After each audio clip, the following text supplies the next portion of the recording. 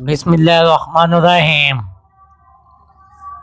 تمام غم برداشت کیے جا سکتے ہیں بشرطیہ کھانے کے لیے روٹی ہو۔ وقت ایک روز جو کچھ دیتا ہے ایک دن وہ سب کچھ واپس بھی لے لیتا ہے۔ ہر دن یوں گزارنا چاہیے جیسے یہ زندگی کا آخری دن ہو۔ جو شخص روکی سوکی کھا کر بھی مطمئن رہتا ہے وہ سب سے زیادہ دولت مند ہے، کیونکہ اطمینان فطرت کی سب سے بڑی دولت ہے۔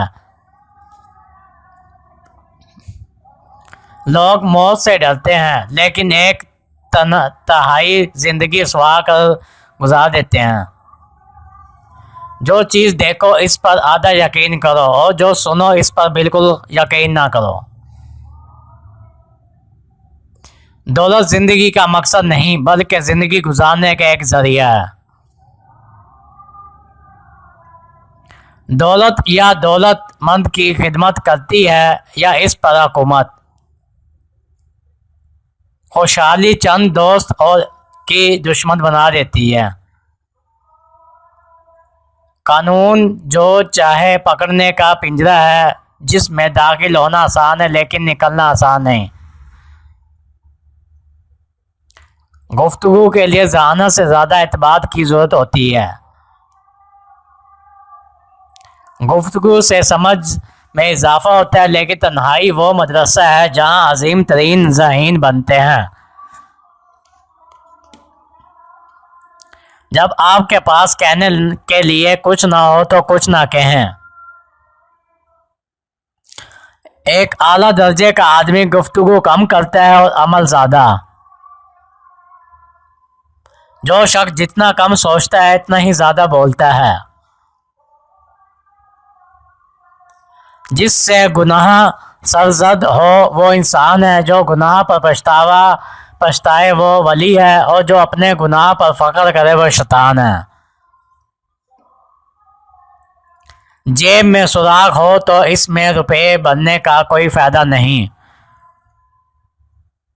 یقیناً مرد جھوٹ بولنے کے لیے فائدہ ہوتے ہیں اور عورتیں یقین کرنے کے لیے۔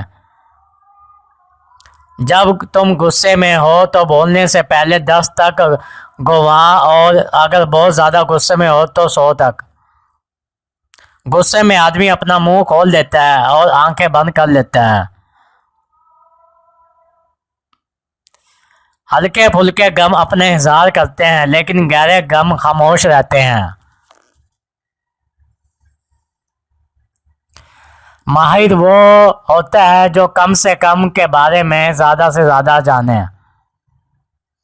اگر زندگی سے نفرت ہونے لگے تو اپنی گزری زندگی کو ایسے بھلا دو جیسے دنیا میں آج تمہارا پہلا دن ہے۔ جوتا بنانے والا اس لیے اچھا جوتا بناتا ہے کہ وہ اور کچھ بناتا ہی نہیں۔ کوئی نوجوان ایسا نہیں جسے یقین ہو کہ ایک دن مرنا بھی ہے۔ یہ دنیا مرنے والوں کے لیے ہے اور وہ دنیا جینے والوں کے لیے۔